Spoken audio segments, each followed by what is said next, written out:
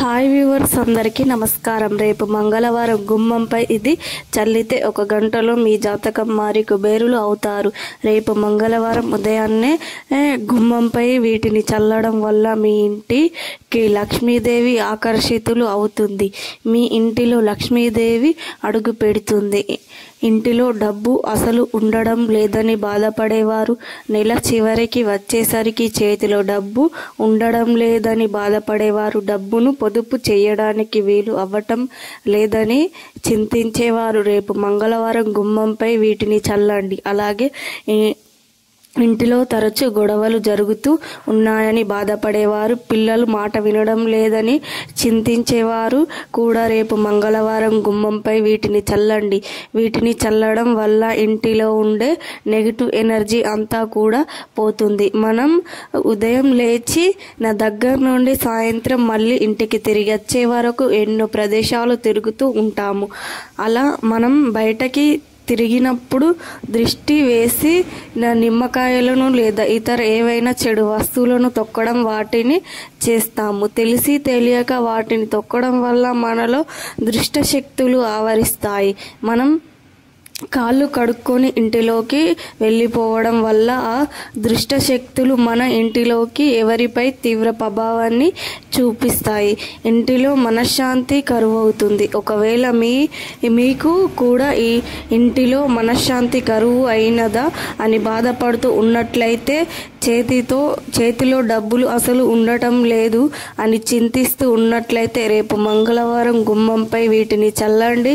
ఈ నీటిని చల్లిన గంటలోనే మీ ఇంటిపై ఉన్న నెగిటివ్ ఎనర్జీ అంతా కూడా పోతుంది. పాజిటివ్ ఎనర్జీ మీ ఇంట్లోకి ప్రవేశిస్తుంది. మన ఇంటిలో వచ్చే పాజిటివ్ ఎనర్జీ లేదా నెగిటివ్ ఎనర్జీ మీదనే ఆధారపడి ఉంటుంది. అందుకే గడపను చాలా పవిత్రంగా చూసుకోవాలని శాస్త్రం చెబుతుంది. ఒక కుటుంబం క్షేమంగా ఉండడానికి చేయవలసిన పూజల్లో ముఖ్యమైనవి 2. అందులో ఒకటి ఇలవేల్పును తలుచుకోవడం, రెండవది ఇంటి గడపను పూజ చేయడం.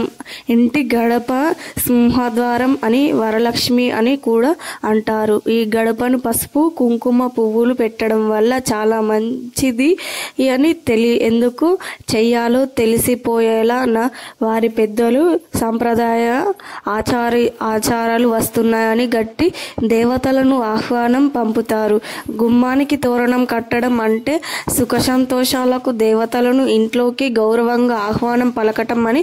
ఎటువంటి అమంగళం ఈ గడప దాటి ఇంట్లోకి రాకూడదని, గడపకు పూజ చేయాలని మన పండితులు చెబుతున్నారు. లక్ష్మీదేవి ఇంటిలోకి రావాలి అంటే రేపు మంగళవారం గుర్తు పెట్టుకొని మరి మీ ఇంటి ప్రధాన గుమ్మంపై ఇది చల్లండి. 1 గంటలో అదృష్టం మీ తలుపు తట్టుతుంది. మరి రేపు మంగళవారం గుమ్మంపై ఏం చల్లాలి తెలుసుకునే ముందు మా వీడియో నచ్చితే లైక్ చేయండి, షేర్ చేయండి. అలాగే మా ఛానల్ని సబ్స్క్రైబ్ చేసుకొని మాకు సపోర్ట్ చేయండి. రేపు మంగళవారం ఉదయాన్నే ఈ పరిహారం చేయాలి. అదే కూడా రహస్యంగా చేయాలి. రేపు మంగళవారం ఉదయాన్నే నిద్ర లేచి పనులు పూర్తి చేసుకొని స్నానం చేసి పూజకు కావలసినవి సిద్ధం చేసుకోండి. లక్ష్మీదేవి పటాన్ని చక్కగా అలంకరణ చేసుకోండి. ఇప్పుడు ఒక రాగి చెంబులో నీటిని తీసుకోండి. లక్ష్మీదేవి పటం ముందు ఉంచండి. అందులో గంధం, పసుపు, కుంకుమ వేయండి. వీటితో పాటు అత్తరు లేదా రోజ్ వాటర్ని పోయండి. 2 చుక్కలు అయితే సరిపోతుంది. ఇప్పుడు అందులో 7 మిరియాలను వేయండి. డైరెక్ట్గా వేసినా పర్వాలేదు, పొడిలా చేసినా పర్వాలేదు. మిరియాలకు చెడును లాగేసుకునే శక్తి ఉంది. ఖచ్చితంగా 7 మిరియాలను ఆ రాగి చెంబులో వేయండి. ఇప్పుడు దీపారాధన చేసి ధూపం చూపాలి, హారతి ఇవ్వాలి. లక్ష్మీదేవికి మరియు ఆ రాగి చెంబును కూడా ధూపం, హారతి ఇవ్వాలి. ఇలా హారతి ఇచ్చిన తరువాత కొన్ని అక్షంతలు తీసుకొని లక్ష్మీదేవి పటం పై రాగి చెంబుపై చల్లి మీ సంకల్పం చెప్పుకోండి. ఈ పరిహారం ఎందుకోసం చేస్తూ ఉన్నారో చెప్పుకోండి. అలాగే చెప్పుకున్న తర్వాత ఆ రాగి చెంబులో ఒక పువ్వును వేయండి. ఏ పువ్వు వేసినా పర్వాలేదు. ఒక పువ్వును వేసి మీ ఇంట్లో అన్ని గదుల్లో ఉంటే అన్ని గదుల్లో రాగి చెంబును పట్టుకొని తిరిగి ఆఖరికి స్టోర్ రూమ్లో కూడా తిరగాలి. అన్ని గదుల్లో తిరుగుతూ ఆ నీటిని ఆ రూమ్లో ఉండే వస్తువులపై చల్లండి. చల్లేటప్పుడు ఇంటిలో ఉండే నెగిటివ్ ఎనర్జీ అంతా పోవాలి అని చల్లండి. అన్ని రూమ్స్లో కూడా లాస్ట్ మీకు ఉండే కిటికీ ప్రధాన ద్వారంపై ఈ నీటిని చల్లి ఇలా అంతా ఈ నీటిని చల్లడం వల్ల మీ ఇంటిలో మూలల్లో దాగి ఉన్న నెగిటివ్ ఎనర్జీ అంతా కూడా బయటకు వెళ్ళిపోతుంది. అత్తరు లేదా రోజు వాటర్ కొంచెం ఎక్కువగా ఆ నీటిలో వేయండి. ఎందుకంటే ఎక్కువైతే మంచి సువాసన ఉంటుంది, అక్కడ ఆ లక్ష్మి ఉండదు. మంచి సువాసనకు లక్ష్మీదేవి ఇంటిలో త్రిష్ట వేసుకొని కూర్చుంటుంది. కాబట్టి ఆ నీటిని కొంచెం ఎక్కువగా అత్తరు లేదా రోజు వాటర్ను కలపండి. ఇక మిరియాల గురించి చెప్పనవసరం లేదు. మిరియాలకు ఆరోగ్యానికి ఎంతో మేలు చేస్తాయి, చెడును లాగేసుకోవడానికి కూడా అంతే మేలు చేస్తాయి. ఈ పరిహారంలో అసలు మనం మిరియాలు ఖచ్చితంగా ఉపయోగించాలి.